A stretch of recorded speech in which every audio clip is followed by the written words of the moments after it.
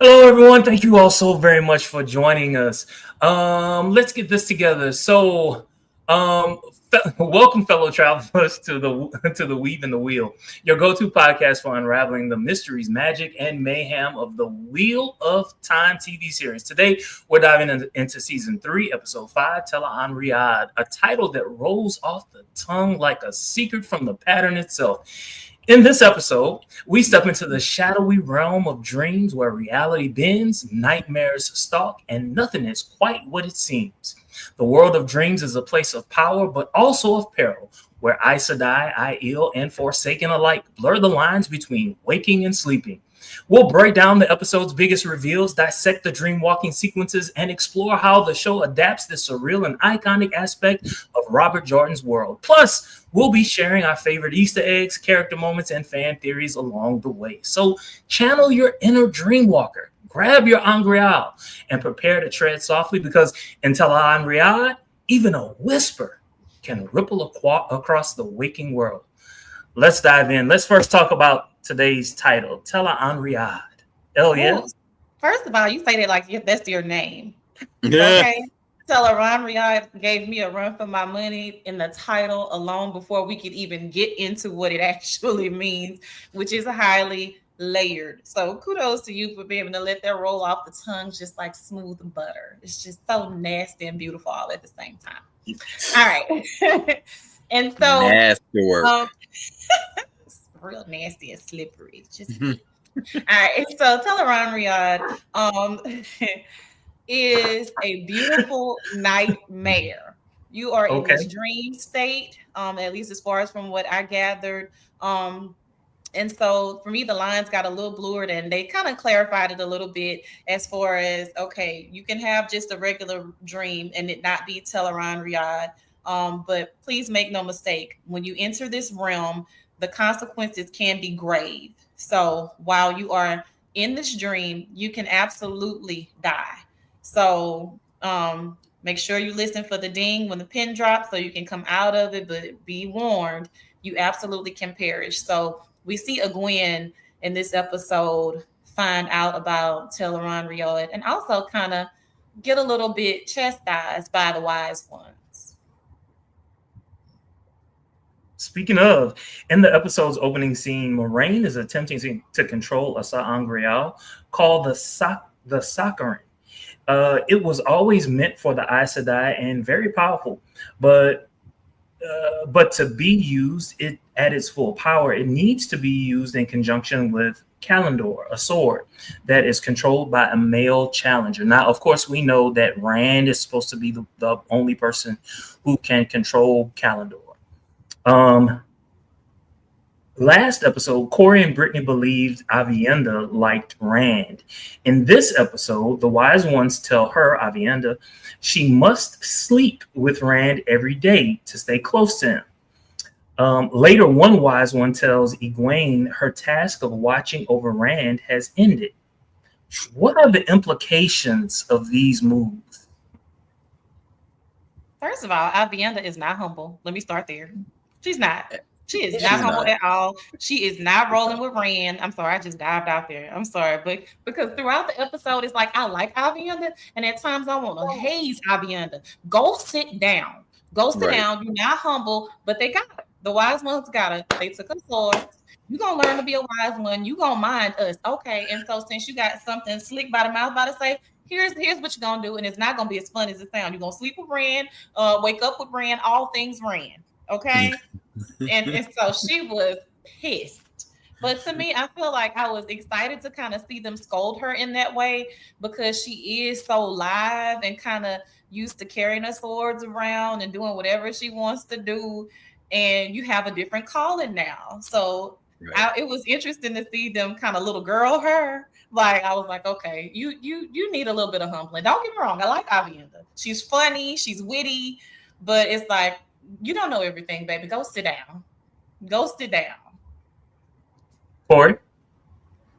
So, I was kind of excited because again, she's not one of my characters and I'm just like, oh, let me see what's going to happen with her next. Ooh, It's the attitude for me and I get tired of it. I get it. You don't think that he deserves the title. He's not worthy of the title. I get it. But what are you gonna do? Whip his ass? What? You know? I mean, so I mean, at this point, I kind of think she needs to be sat down in old people vernacular a little bit, and let her really learn what it is her path is going to be in order for it to really be a part of the story. And I think she probably has a major role to play at some point in time, because Rand is going to need people that are going to tell him the objective truth. And I could see that being her. I could see that being her, at a low point or whatever, when he really needs somebody that's just going to bust his balls and tell him, here's how it is, and not really worry about if it's the Aes Sedai or if it's Lanfear and her bull and game. He's going to need that voice here soon. So, Brittany? So I agree with both of y'all, Elia and Corey, what y'all said about her. But I want to talk about Egwene, since y'all were both talking about old girl. So for Egwene, I think old girl. So I don't know her name. So Egwene. Old girl, we understand though. I liked how Egwene had that. She had that dick look on her face when she was like, oh, so your story is gonna end now with Rand. You're not going back to him. She was like,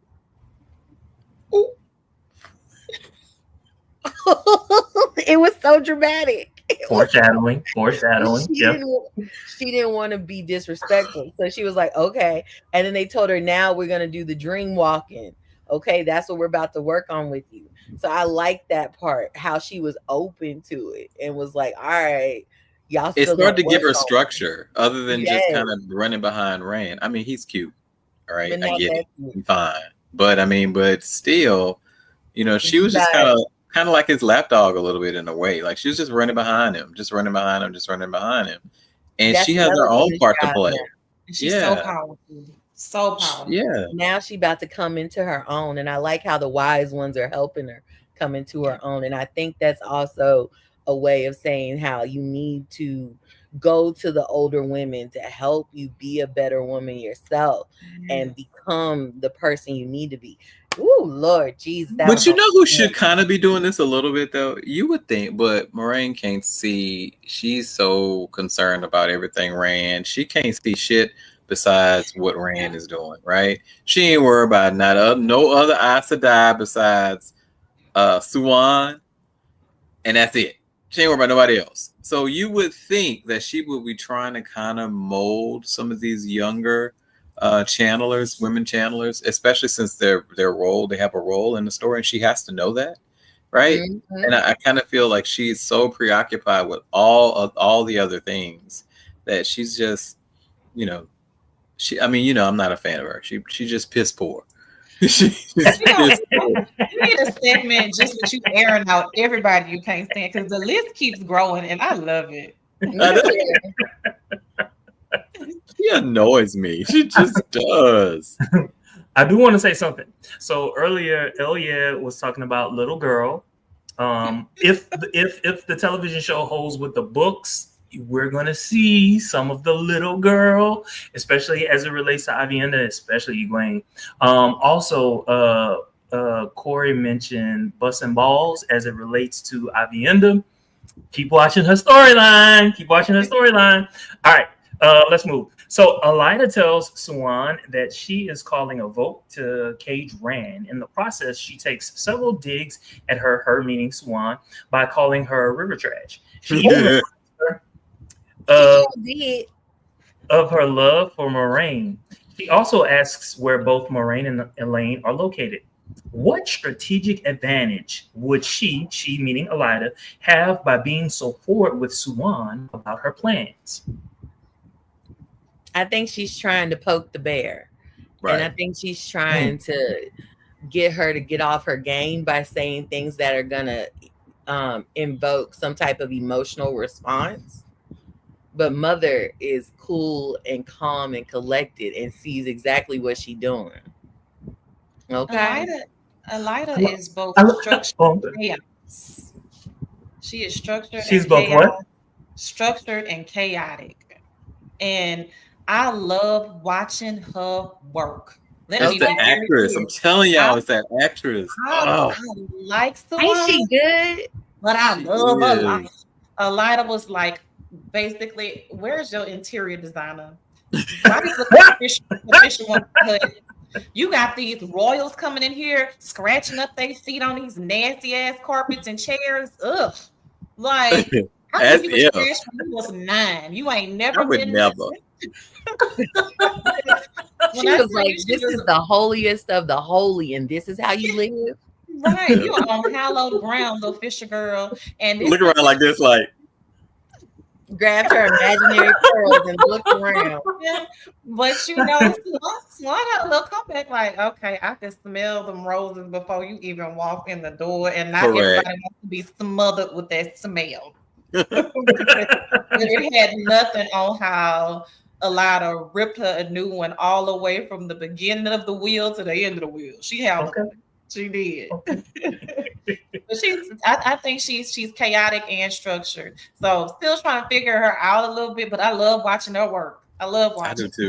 I do too. She's one of those characters where, you know, even though if she's a villain or if she's kind of in the middle, I just kind of want to see it. I just want to see it. I want to see what chaos she's gonna bring down. I would love to ultimately see her be the one to really help Suan in the end of the story or in the middle part of the story, because I think she needs it. I feel that there's going to come a time where Suan's going to be disconnected from Moraine in a way, and I think that she's going to have to rely on Alida a little bit. And as we saw towards the end of the episode, she was a little bit surprised, but based on her, you know, what she tried to do, you know, she was surprised because she expected a different outcome, I think. So I'm curious to kind of see how the story is going to go. We'll see. Yeah, y'all are hitting on things and y'all don't even realize it. All right, so in the next scene, Suan meets with Varen and the Keeper, Leon, to discuss how to handle Alida's called vote. The 3 women devise a plot to expose Black Ajas, fearing Alida to be a Black Aja. Before we go any further, do we believe that Alida is a Black Aja? I don't think she is. Keep herself. Based on how the story ended this week, I do not think that she is. Okay. I don't think she's Black Aja. I think she wanted that Amaranth seat. She coming for Suwan's chair. And honestly, from what I've seen, I think she'd be better suited for the throne than Suwan. She is gonna do whatever she needs to do by any means necessary. Again, love watching her work. Maybe I'm a little bit biased because I've seen too much of Suwan's weakness in her leadership, but I'm not gonna lie, Alida got my vote right about now. Yeah, especially in this high stakes of a game, like what's going on right here. And the only thing that's really in favor of Suan is the fact that she and Moraine came up with this plan, right, in order to protect Rand and the others and to help them because they knew they needed his help and to sway him the right direction, right? Mm-hmm. And we saw that in this episode when she dreamwalked to talk to her and let her know everything that was going on. Say, hey, your job was to do X, Y, and Z, right? Reminding her of what her role actually was, right? Mm-hmm. I just think that ultimately something's going to have to happen to somebody in order to really push the story forward. Like I'm waiting for some either deaths or some severe changes in order to kind of move certain pieces of the story, because it can't keep going the way that it's going. What do you mean by that? Meaning, I think that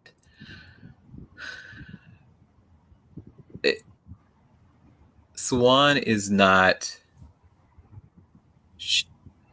the way they portray her, and I don't know if this is how they portrayed her in the book. I agree with Elia. They portray her as having some questionable leadership choices, and because of some of those choices and how she's aligned with certain individuals and things like that, I don't think that she can kind of see the forest for the trees, for lack of a better phrasing.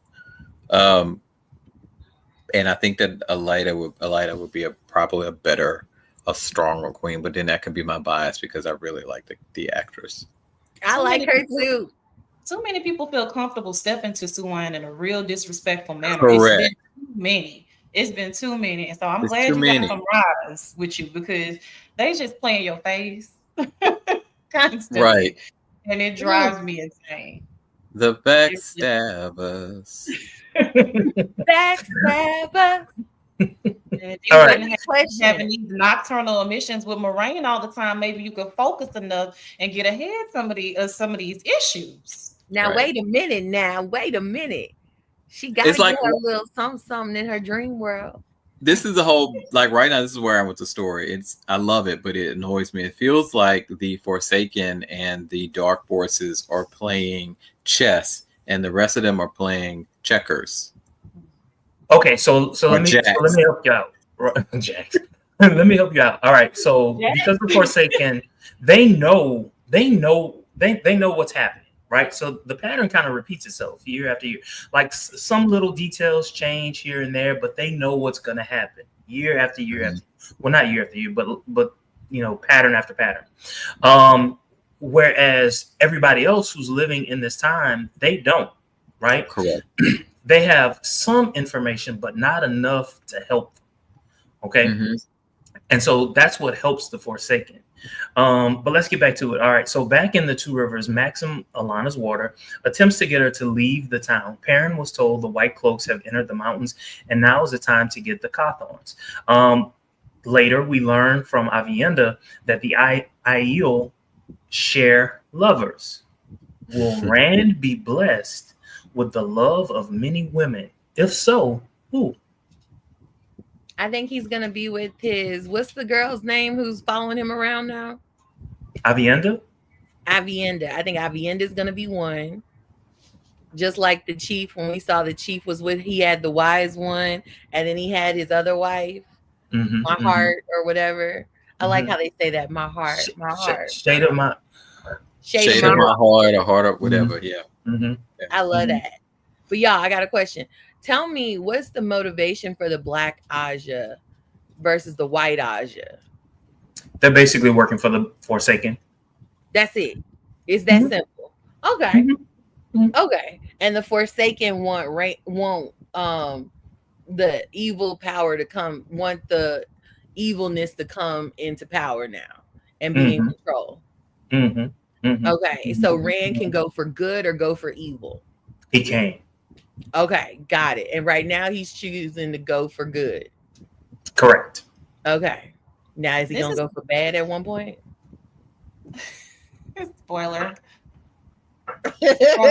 Spoiliana. Don't Kanye shrugs me. Just blink twice if he's gonna go for bad.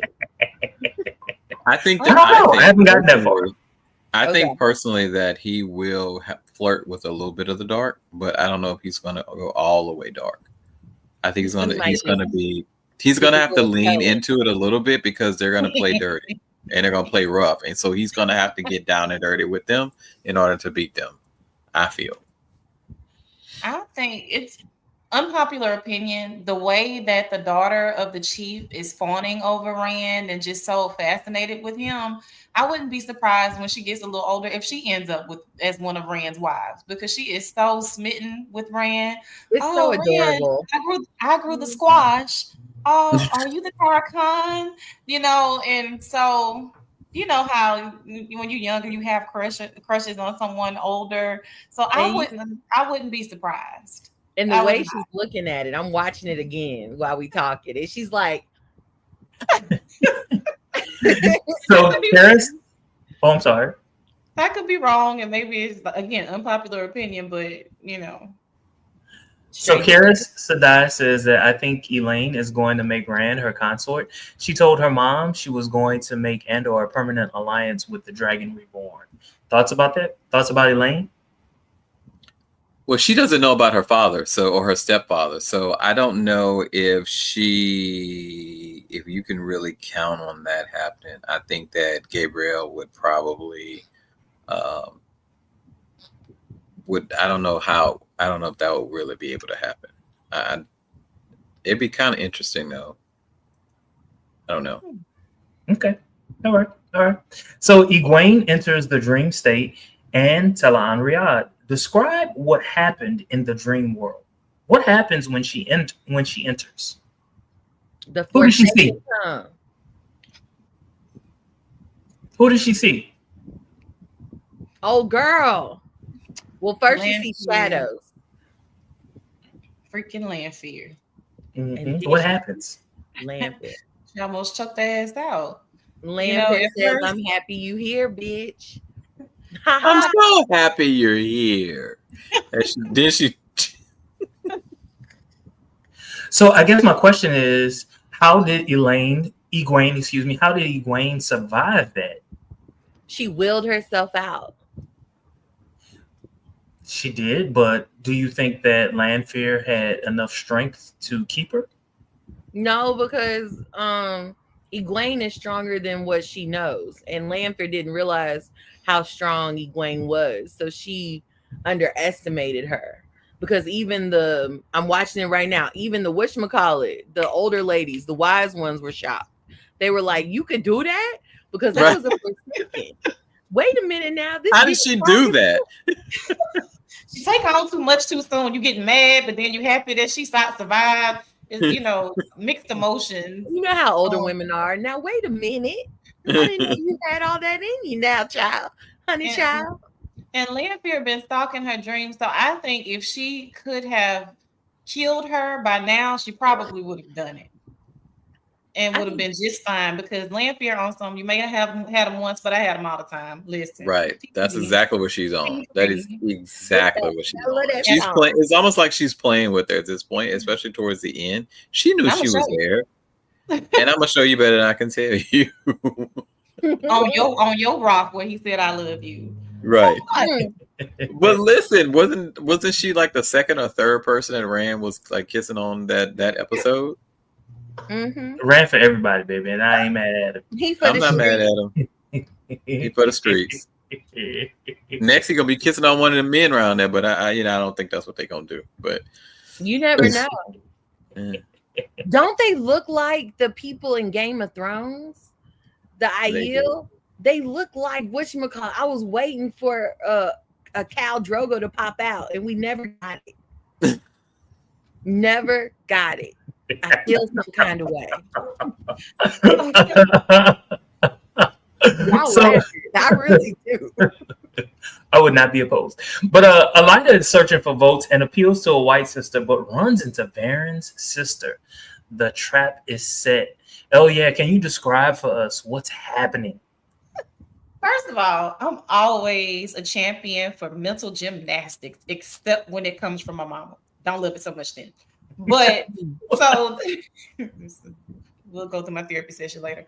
But so I love the fact that they plant this trap, because Elida thinks that she's playing the person who doesn't have all her wits about herself, and that she's soliciting information. But the whole time they want you to do just that and go down to the other sisters and try to solicit information just to see how far you're going to go, see what it is that you're going to do. So they make you feel like this was your plan or your idea. So I love that it was subtle, it was cunning, and the sister, like, okay, she doesn't have everything about her wits, but she have just enough to play it so good where it was juicy. You think that you're talking to someone with dementia and everything else, and she's like treating her like childlike, and so it was funny to see the exchange. I really loved it. I thought it was great television. I really did.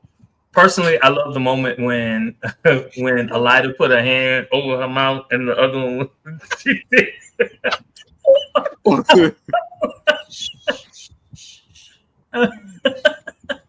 I love it. I love it. I love it. I love it. Corey, your thoughts? So, I had to watch that that 5 to 7 minutes, where I had to watch it a couple times, because I kind of missed a little bit where they were letting us know that the sister was in on it, right? And so I was like, wait, what's going on? So I had to kind of rewatch it, because it was just that quick when they were setting it up. But it's one of the best parts of that whole scene. I hope she kind of recovers, because I'm just curious to see how much of a asset she will be. You mean Varen's sister? Yeah, Varen's sister. I hope she fully recovers. Brittany, your thoughts? Oh, I'm sorry. Oh, I'm sorry. I was about to say the fact that they sent her in there with that little novice was perfect because Elida was not going to pass up a chance to put her boot in a bitch ass. She wasn't. Put on her neck. I will birch you. Or I'll whip you with something, with some horse you said a birch or something. My birch. I will hit you with my birch. What you gonna do? Okay, bitch, be gone. I was like, why do I like this? This is something wrong. Oh my god! So, I laughed when she told her that. I cackled a little bit. I ain't gonna lie. She has one of those voices that's up there with James Earl Jones, Liam Neeson. Like she has the voice. The voice is everything for me. It's undeniable. Like I love her voice. It's the perfect raspy versus femininity mixed together. Yes. I love it. It's like she's chain smoking all the time. Yes. All the time. It's like boss bitch meets bad bitch and sexy all in one, and then you're a little bit terrified. Like it's just it's so good. Can we skip to the boat? Oh, that's what's next. While on the ship with the sea folk, Elaine, Nynaeve, and Matt realize the sea folk women can channel. Nynaeve also learns that her constant desire to control things is what's blocking her from accessing her powers. What are your thoughts about that? Okay, I'm gonna go. So let me tell you, I was so shocked when I saw that the river people? Sea folk, that the sea folk could actually channel. And I thought it was a good scene because it showed Nynaeve being vulnerable because she's always such a strong, powerful character that she's not able to handle the sea. And when you think about the sea, you think about constant motion, constant energy. You got to go with the flow. And Nynaeve is not the type to do that at all. So I really love that fact that they told her, you got to let go, ease up, loosen your knees, and your legs, and you'll be able to channel. Because they were like, you can't connect with the one source. And she was like, no, I don't have control over it. And she just simply was like, girl, you got this. All you got to do is relax. You're good.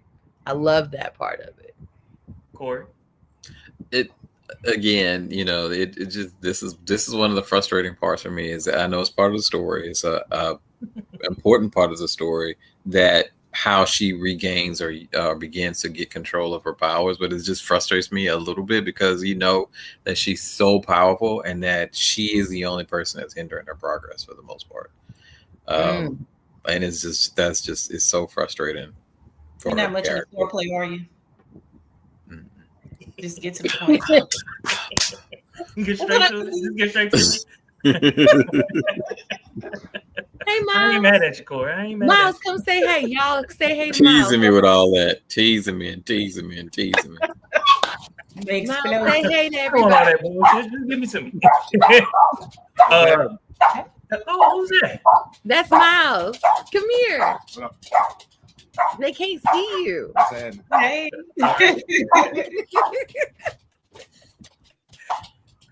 All right, did everyone go? Oh, I'm sorry. We didn't hear from you either. Who, me? Yes, on the go. We want to hear from you too. I always got something to say, but we want to hear from you about this. No. So it for the most part, it happened the way that it happened in the book. Except for the fact that Matt and Min were not in the book. Matt and Min are in other places. So it was really just Egwene and Nynaeve that are on the boat trying to get to where they're trying to get. But other than that, like the scene pretty much happens the same way that it happens in the book. So that was pretty good. It was pretty good. Is anyone else waiting to see what the connection is or how the story's going to turn as it involves Matt? Because I've been waiting for something involving Matt to happen, like this vision that Min is having of him being hanged or whatever, and with the significance of it in the story. I've been waiting to figure out where this is going to go. That's one of the pieces of the story I'm really excited about seeing. Because for the longest time we've been kind of waiting to see what's Matt's role going to be? Because this is different than the book, right? And so what's Matt's role going to be in this turning of the wheel? So I'm curious to see how this is going to kind of come into that. I don't think that his role is going to be all that different. What I do believe is that they wanted to kind of, all right. So if you think about it, at least in my mind, when I think about Rand on this particular show, even though Rand is the main character, they're not playing him as the main character. Especially like in season 1 and in season 2, it was almost as if Moraine was the main character, right? At least in my mind. I agree. And so what I think they wanted to do was they wanted to set Rand apart, and make that story much more important than what it had been on the TV show. In the books, Matt has a important, like he learns something very, very important on that trip that they went on when they went through when they went to the Iowa Waste, but he didn't get to experience that, and so as a result, Corey, you're left with wondering what the hell is happening with Matt. Right.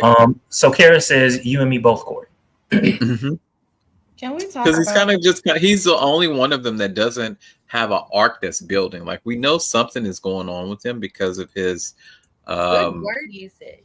Yeah, like we know something is going on with him, but we don't quite know what it is, right? Or where it fits. With every other character, we can kind of see, what we're looking for or what we're anticipating happening. With Matt, we're just kind of like, he's like a missing piece that we're trying to figure out where it fits at. Right. Right. He's the brother, the annoying brother. Like, every time I see him, I'm like, he is the annoying brother that gets on your nerves, but you love him. You be trying so hard to get laid. So hard. Yeah, you do. Me too. Just real quick, just the beauty of that channeling out on that water and it not being low budget looking, and just the power. Like, when I tell you I was in awe, I watched that scene. It was quite beautiful. a few times because it was so beautiful.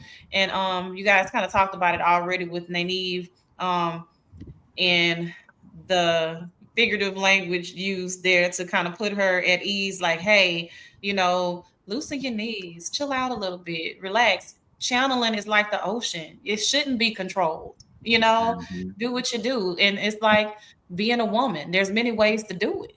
And so I'm like, how perfect during Women's History Month that we drop this episode. And we go there in the language. I love it. I appreciated that. I was like, oh my God, this just does not look like the Mayfair. Witches.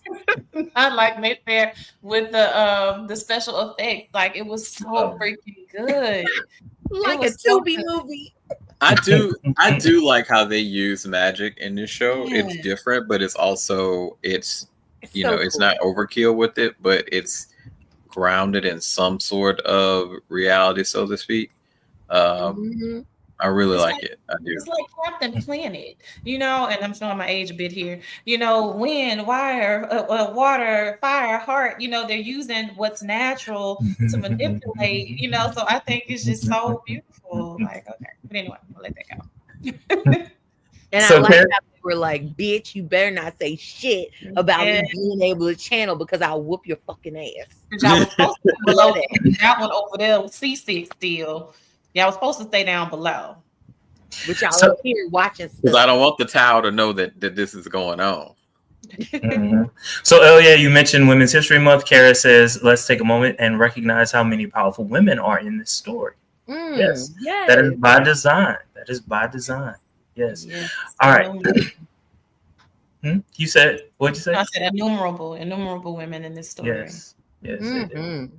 So Lord Bornholt tries to get Matt's family to take to talk about Perrin, but one of the kids used their power on him, so he had Matt's mother killed by Valda, the White Cloak. Perrin and his group attempt to rescue them.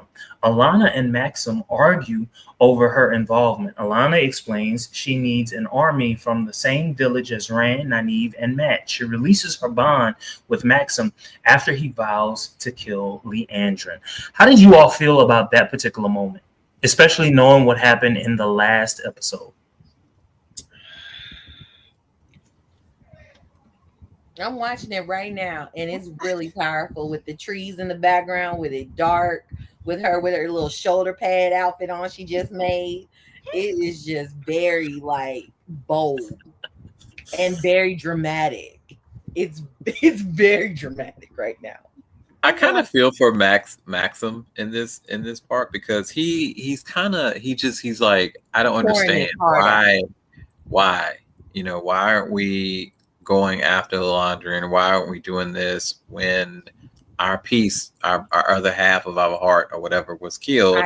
Why are we even here in Two Rivers, right? We should be doing X, Y, and Z. And the lack of explanation by Alana is kind of, up to this point, has really been causing issues in their relationship. And finally we get, the breakup. Yeah, quote unquote. I feel like she's playing the long game. Like she is in some essence acting out of emotion, but at the same time, she's like, look, we're not ready. And what happened proved that we aren't ready. Let me build up some soldiers. Let's go to the land where we know that it's flowing with milk and honey. And all of these strong people came out of the same place. That can't be by accident. So I can go half cocked up against Leandrian. Let's be clear. This is not going to be an easy fight. No, rather than doing that, let's go to the source and get some people, get some real soldiers, and stop being political, and let's really battle, because surely there must be more. And we proved that with Matt's sibling, and so there's more power here. We need an army. We can't go in there half cocked. Like, no, Leandrian is that girl. Let's be real clear. She might look like one of the Muppet babies, but please don't play with her. Like, bitch cold. Real cold. I really love the way you and smirk and smile at your face. I really love the way the books handle that particular that series. So first off, I believe it was book 4, and it kind of blends into book 5. Right now I'm on book 5. In book 4, Alana kept saying, interesting. Interesting. She kept saying, interesting. And what she meant was how, even though she said she was saying the same things that Perrin had said, it took Perrin to say the same things that she said.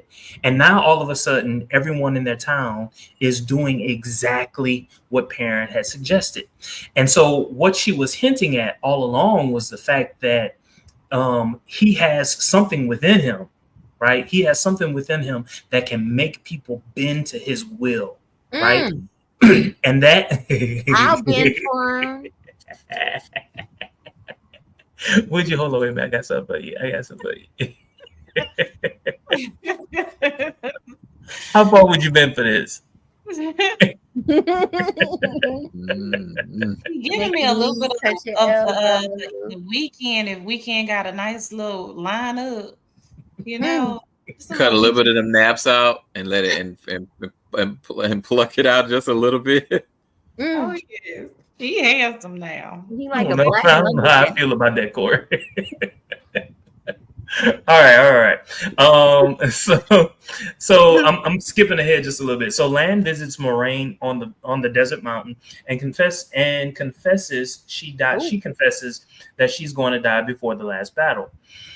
In that moment, after she confesses to Lan what's going to happen to her, what is Lan thinking?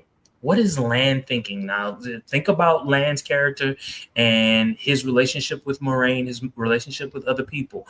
She's telling him she is going to die. What is Lan thinking? Not tonight. Right. To live in the moment, or live in the present. You don't think, this is just a question, you don't think that perhaps there's a small part of him that's happy because if Moraine dies, he can be with Nynaeve? I don't think that. I don't think I that think he. there's a I sense of don't relief, think that. possibly. Sense of relief. I Possibly. don't think that. Because now, if you think, I'm just saying, Corey, think about it a little bit outside the box.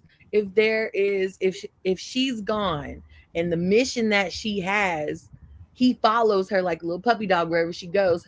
He no longer has to follow that mission. Now he can worry about his kingdom and having Nynaeve as his queen. The worries. I mean, it makes sense, though. I mean, it makes sense. I just think he's so devoted to the cause, right? And I would. Why do you think he's devoted? He's devoted because he's devoted because it's that power, it's that force that basically got rid of his land, right? Okay. Yeah. Mm-hmm. Like he's for the cause. So I think that ultimately he wants to see justice done. He wants to see things righted. He wants to see all of that happen, and he will give up. I think he would give up Nynaeve for that. I think he would, because if he's willing to give up his kingdom or the rights to his kingdom or his kingdom didn't exist. He was a baby when his kingdom was overrun. Okay.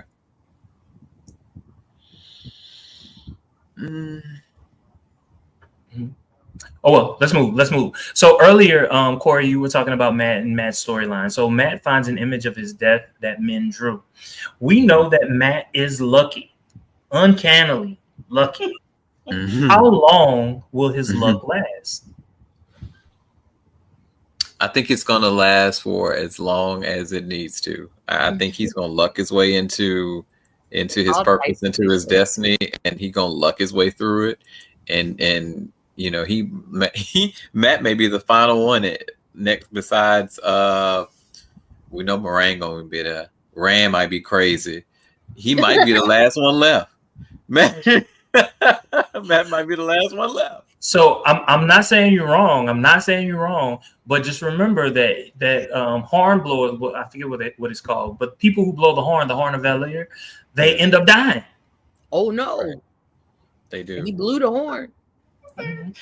He's in one, right? He blew a big horn too.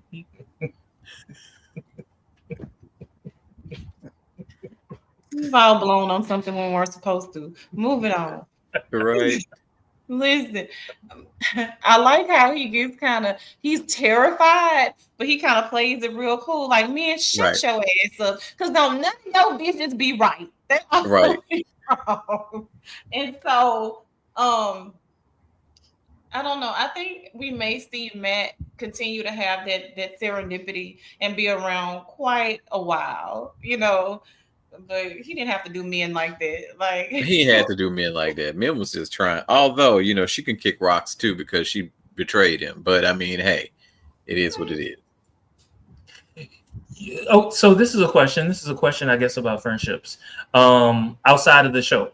Have you ever, you knew that you were about to betray a friend, but at the last minute you decided not to betray them? It was just that you were caught between a rock and a hard place, but eventually, you did the right thing, but the friend didn't understand it and was mad at you still? No, she don't know to this day. Oh. Let me tell you what I did. What you got? Okay, y'all. I'm not gonna tell y'all where I was at because she might watch this one day and see, we not that close like we used to be close. But basically, her ex-man was trying to talk to me, and I didn't know that at the time. But then he started talking about this crazy chick he was talking to, that he used to talk to, and all these issues he had with her. And then I remember her telling me a story about all the crazy stuff she used to do to this one dude. And then I started putting 2 to 2 together. And I said, hey, what's her name? And then he told me, and I was like, fuck me, because it's not a common name. It's not a common name at all. And I was like, oh, this is her ex-man that she's still obsessed with. And I just told him, I'm sorry, I can't talk to you. I told him, give me a day to think about it. And then I stopped talking to him. They're gonna give me a day to think about it. Yeah. I don't feel like you betrayed. I almost did. He was sexy, y'all. But you started, you didn't know from the beginning. That's different. No, I didn't know from the beginning. That's not the same. But then when I found out, I still talked to him. Then I said, give me a day. That's where I was wrong. I'm trying to throw you a rope. No, I gotta be. Give me a day to think about it. Ooh. Boy, I lived a life, y'all. Corey, you quiet, Corey. What's up? What's up? I'm quiet. I don't have a story that matches this because my friendships are weird. Like a lot of my friendships are weird, and we don't get to that point of betrayal. Talking about exes. Oh, yeah, betrayal and stuff like that. Because we just, a lot of my friendships we've lost touch, or we, just life happens, and we're past that. We were past that at many years ago, and so I don't, and then I was in the house kid for the, for majority of my high school time, and I didn't really come out until I was really in college, and by that time, we were all doing the same thing, so it wasn't no need to try to. Y'all, I was a hoe. I knew, and I still did.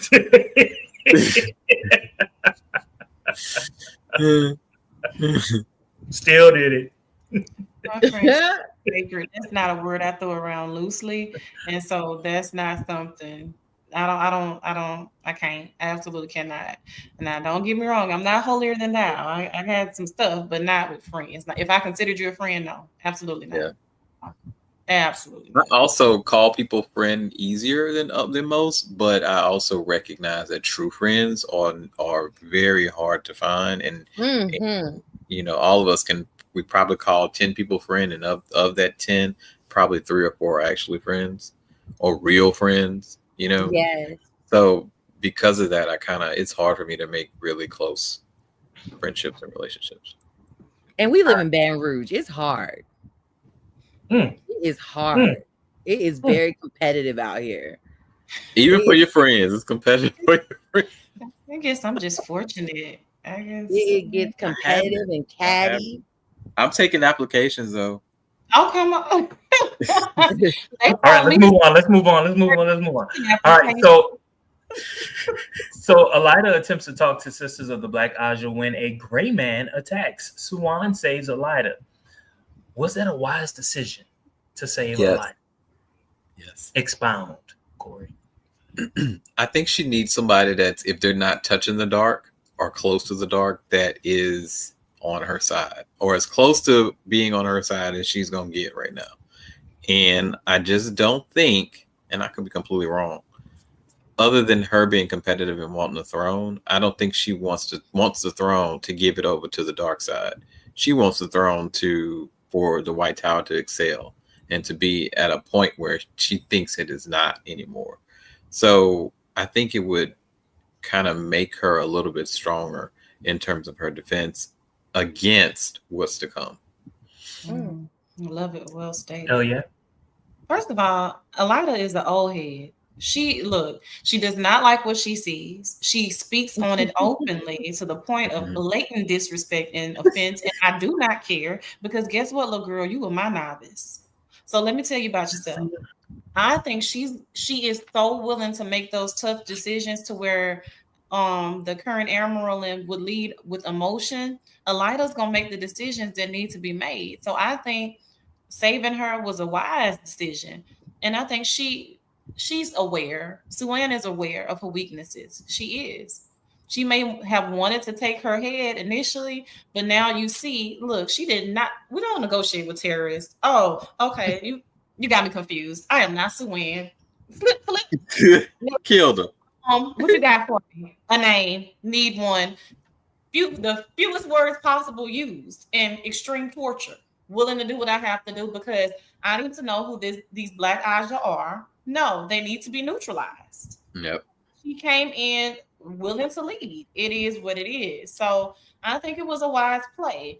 Now, as the current Amaryllin is gonna suck for you to defer to someone who is not in that position, but it is what it is. You are not willing to do what needs to be done. Brittany? I love how she walked in like a boss. She had her gold jewelry on, the red dress, the little hip stuff was out to the side, and she walked in and was like, I need the name of every block Aja now. And the little chubby one on the ground was like, I'm not betraying my oath. And she was like, I believe you. Off with your head. Done. Over with. Off the motherfucking head. Yep. And then the other one was trying to tell her something when but she was taking too long. Yeah. So Alana causes a fog while Perrin, Fael, and the Aiel try to rescue Matt's family. Perrin discovers that young Lord Warnhall killed Matt's mother. The White Cloaks begin shooting Alana with arrows. Maxim to the rescue. What are your thoughts about that particular scene? I don't like the black guy's lace front. Huh? Who? Oh, Maxim. She's talking about the white cloak. Which one? The black one or the other one? The black guy. Oh, I could just punch him in his throat. I can't stand him. I love to not like him. Oh my goodness. I just want to punch him in his throat. He gets on my nerves. That's with some metal gloves with little spikes on. I can't stand it. Everybody needs to take the ADHD medication before we get on here. That's what he asked. And I asked about the lace front. That's all I was thinking about the whole scene. I was glad Maxim came back. I was glad that she unknowingly, or maybe knowingly, turned the bomb back on. But to see my girl getting hit with all those arrows, I was taking it personally. I'm like, please don't kill her. Please don't let her die. I know. I was going to be so upset if she would have died. I'm so upset.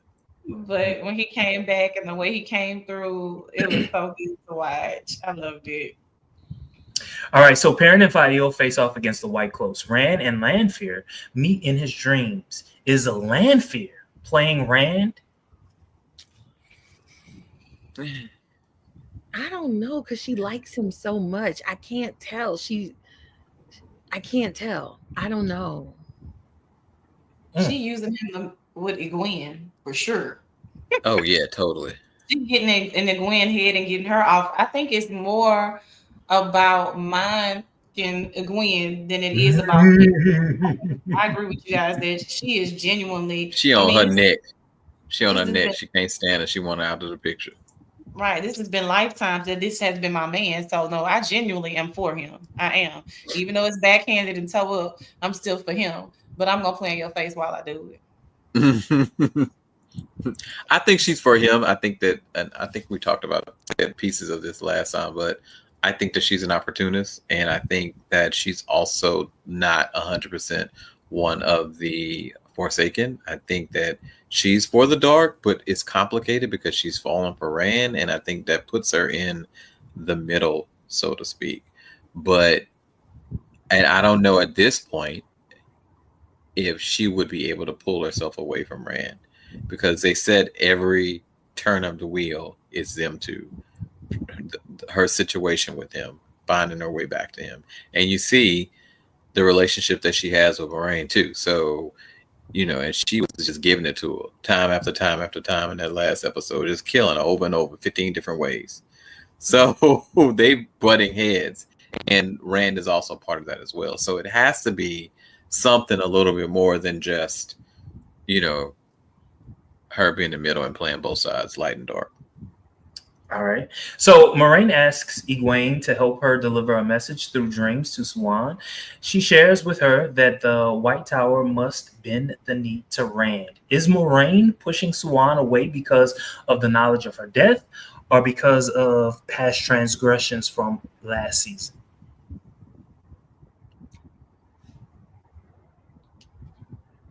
Brittany?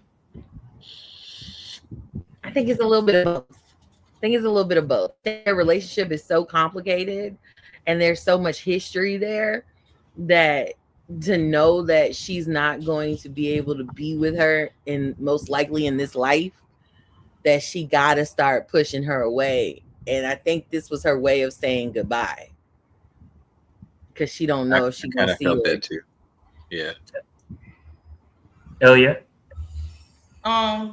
Agreed. I think she definitely wanted to just kind of give her last goodbye, but at the same time, let me put you on game. I don't know what you're planning, but this is what's gonna have to happen.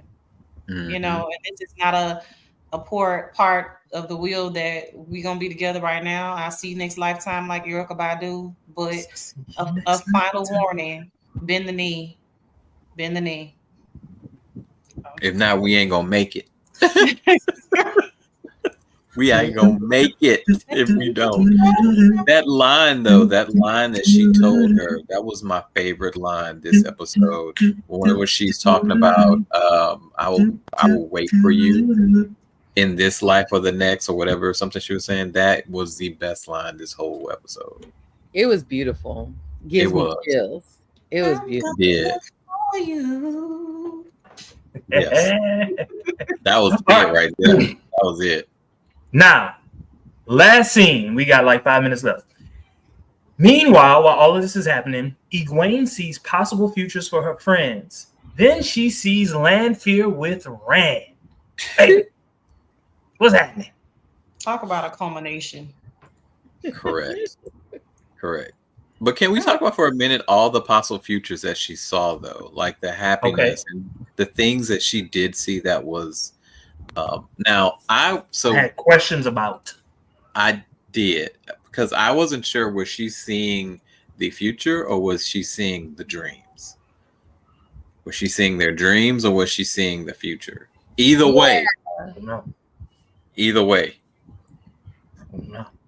Perrin and little short fairy chick with her with the black hair. I love seeing that. Matt looking like he was happy. And you could tell that Egwene was kind of like, who the hell is this chick? Correct. Correct. Like, what? Who? You know? It was so good. It really was so good. But it also shows that this is a way for them to show that they are separated. Like, they're not the core group anymore, right? That they're starting to move away and starting to do their own things. And it's evident in this sequence, because you don't see too many of them together, do you? It's one or two here or there. You don't see them necessarily together, but it doesn't mean that as a core group, they're no longer together. Yeah. You know what I'm saying? Yeah. Okay. So did you talk about all of the different sequences that you want to talk the about? ones I remembered. Y'all can get the other ones. Okay. All right. So Egwene sees she sees Rand kissing Lanfear. Oh yeah, Lanfear. Yeah, that one obviously. Yeah. Okay. So what were your thoughts about that? Oh, she did that on purpose. I mean, that was a shock to her, because she did not know the state of their relationship or the fact that there was something that was going on, and she was surprised by that. Because she thought that was, up until a couple nights ago, they were, on one accord, quote unquote, and she's seeing this, I channeled both them bitches off that rock over the cliff. Okay. Until Iran Riyadh is real. I'm about to show you. Okay. I'm in all this right now. I mean it all right now. This ain't Sade Love. This is Tell Iran Riyadh, bitch. I'm gonna show you. I'm about to channel both over the cliff. Because he was kissing her just as sweetly, not 45 minutes earlier in the day. This ain't just I'm giving you a peck on the cheek at the family reunion. Y'all is about to get it in. Right. But okay, so I saw that scene, and what I saw was I saw the two of them moving apart. That's what I saw. Oh yeah, definitely. That was the nail in the coffin, but we had already saw that, and it was already stated that was going to happen too. With that moment when the wise one told her that this path is ended for you, with him. And I think that she had it started to, it is in it, but she hadn't realized, I don't think she had really come to grips with that even. And her seeing this, hopefully it. Brittany, you've been quiet. What's up? What's going on? I need to I was know. watching the last scene so I could talk about it. Oh my gosh, Lanfear did that shit on purpose. The way Lanfear put that hand up, We know that. and slowly took his jacket off and looked at her, and the look in Egwene's eyes of horror. Look at her like, bitch, I got him. Got him. Look at her horror. Look at the horror in her face. This is that moment when she put her hand on her stomach. She was like, oh. Like, what?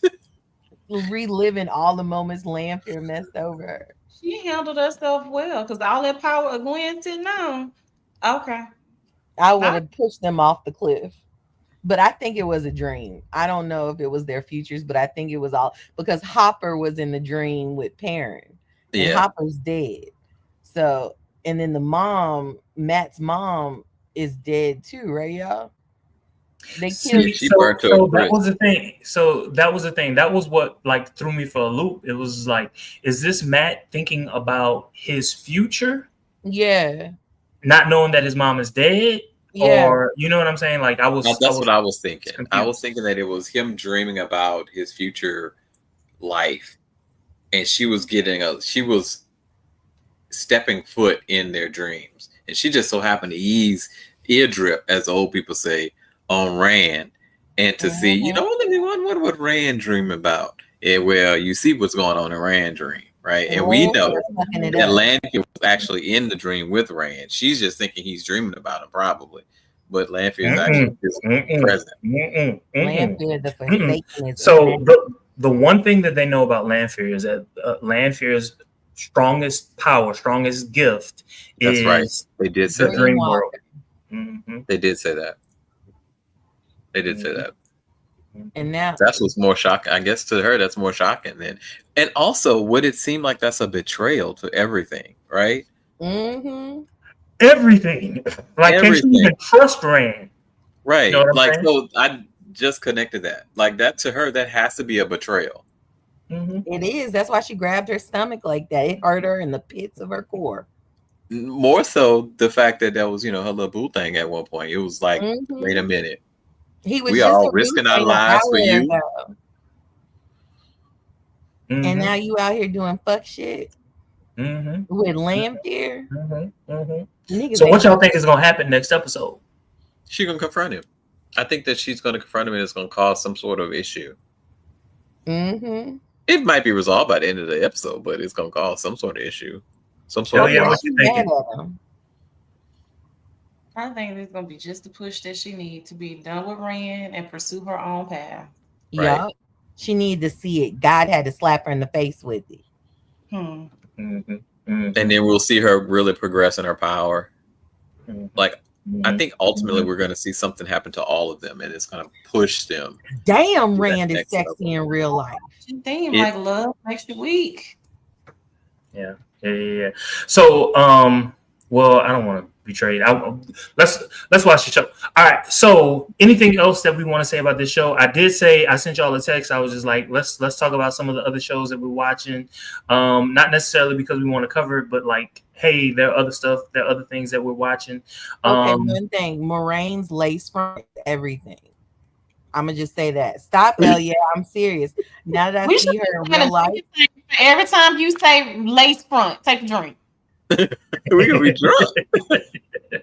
Slurring our words. So, are you basically saying that you didn't know that was not her? That I thought it was just some clip-ins. Like, you know how white people will put clip-ins in. I thought it was just clip-ins. It's not clip-ins. That's a whole lace front. Now that I looked at it again and like really looked at it, it is nice. It is nice. She don't have no baby hairs or nothing. It is just it is nice. Elia, don't be embarrassed by me. Because right now I'm looking at the after show. Perrin is sexy as he got a whole line and everything. Y'all need to watch the after show. I've been watching after show. It gives me good insights of things that I missed during the show. Perrin is that's daddy. That's daddy right there. And the bob is everything for me that Moraine got. It's cute. She got a little asymmetrical bob like she date black men. I like watching other than Moraine's lace fronts. Okay, what TV shows I'm watching? Yeah. I'm watching Greenleaf over again because Greenleaf is so good. Oh my gosh. Okay. All right. It is so good. And I'm watching Happy Face Killer. That's really good. Y'all need to watch Happy Face Killer. It's good.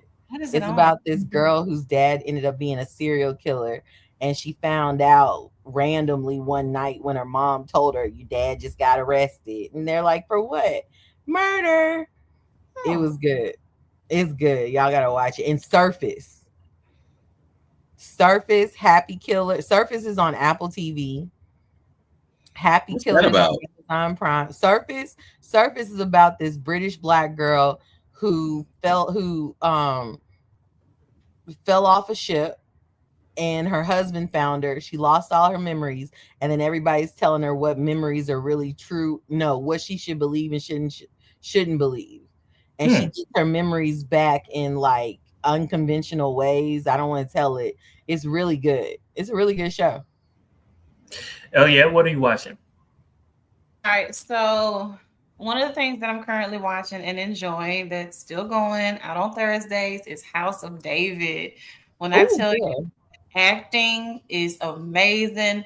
The biblical accuracy is there because I have a fact checking. You know, I am Googling down. And the people are beautiful. The battle scenes are great. Like, I have nothing negative to say about this show. It is good. Like, really watch it. So I'm enjoying House of David a lot right now on Prime.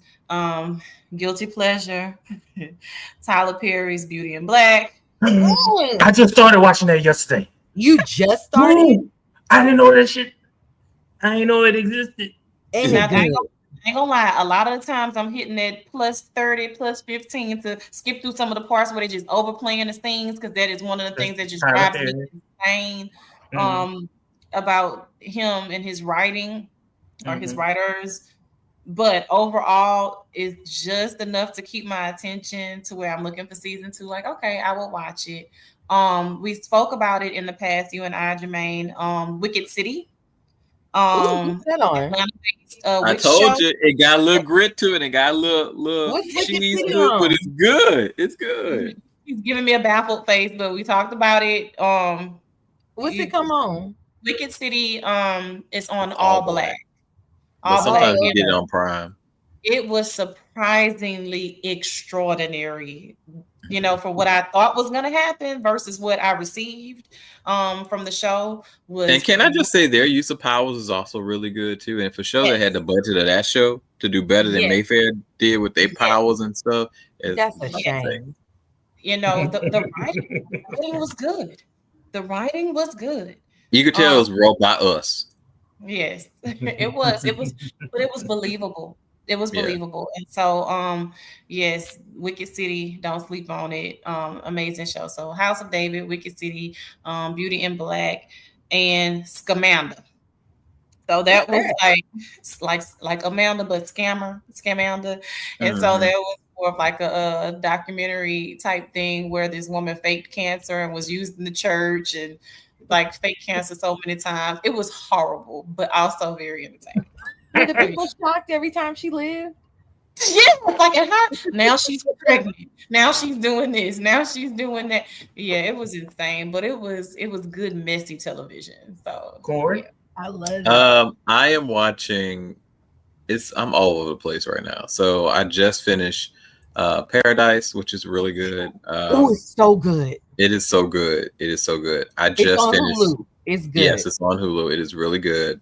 The brother that is starring in it, he also wrote or is executive producer of it. It's fantastic. The Residence was also fun. It was. It's a Shonda Rhimes show. It was good. It was good. I'm also watching The Pit right now on What's that HBO about? Max. It's kind of like an ER The type ER show one. with Noah Wiley. It's good. I love those kind of shows. Yeah, it's really good. It's really good. Okay, I'll check that out. I'm watching Strange New Worlds, Star Trek Strange New Worlds. I am in love with this show. I can't wait for the third season. You want to cover it? You and me, Corey? Oh, he giving me that. Oh, that seemed like work. Oh no. I like that. Do you watch it? Religiously. Oh, It come on Amazon Prime? No, Paramount Plus. Paramount Plus? Okay. That means it's gonna have commercials. No. You want to? I'm gonna send you my login. I don't have ads on mine. Oh, okay. No, we don't do that. It's so good. Okay. I was surprised because I hadn't watched a Star Trek show since the Black Enterprise. Girl one. I haven't watched one since Enterprise. Oh wow. Oh, that's back in the day. I was in college. Yeah. Well, just out of college. Right. It's been a minute. And I just kind of picked, I watched Lower Decks a little bit and I kind of enjoyed that, the animated one. And I'm also watching Sweet Magnolias if you want something that's like Hallmark TV and it's real like Hallmark. Apple Pie, Hometown America, There's No Real Problem. Oh, Jermaine face for me. You don't like Hallmark shows? I love a Hallmark show. It's like it's very like that. Like there's no real problems in the show. Like, it's all everything. He don't even want you to talk about it. Look at him. He don't want you to talk. Springtime. No, it's not that bad. It's not that bad. I use that shows like that as like a palate cleanser, right? Because I watch a lot of fantasy and stuff like that. So a ginger show. Just oh, and another one I'm watching is called Fallen. It's on Prime.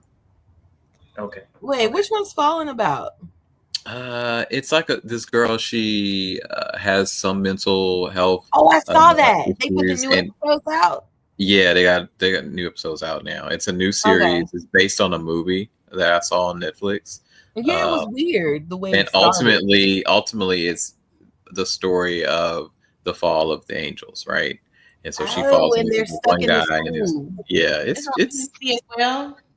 it's on Prime. Okay, I'm gonna watch it then because I was like, "What is this talking about?" Well, as for me, I'm gonna keep it short. So I'm watching Mid-Century Men or something like that. It's on Hulu. It's a whole bunch of it's a whole bunch of gay men. They got one black man. One of the stars of the show actually died while they were taping the show. Do you all remember watching Alice from way back in the 80s? Maybe not. Well, she was the star of Alice. She died in it, and the way in which they honored her in that in the shows, as the season was wonderful. That very first episode had you thinking about the Golden Girls.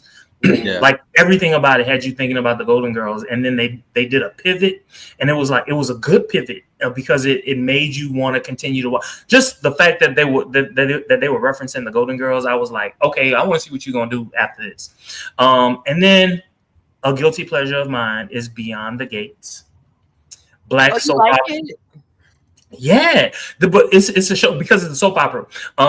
Don't watch one episode at a time. Like watch a whole week at a time because it's really, really good when you see it like that. All right. Okay. Because I started, I watched the first episode and I was like, I'm sorry for no, it's fine. What's it's you can see it on CBS every day, but also you can see it on Paramount Plus. Now, a lot of the shows that you all mentioned, I've also watched or am in the process of watching. Of course, I love my Real Housewives of Atlanta and all that other good stuff. But anyway, and Bear of Men. What'd you say? You and Bear of Men. Oh yeah. I did not know that Fallen is a book. Interesting. Oh, it's interesting. That's in Harmon. Y'all don't remember In Harmon? Okay. Anyway. Well, thank you all so very much for joining us and us reciting what we're watching on television. As you can tell, we really love television. Until next time, don't forget to like, comment, subscribe, and share on your social media. Have a good one, y'all.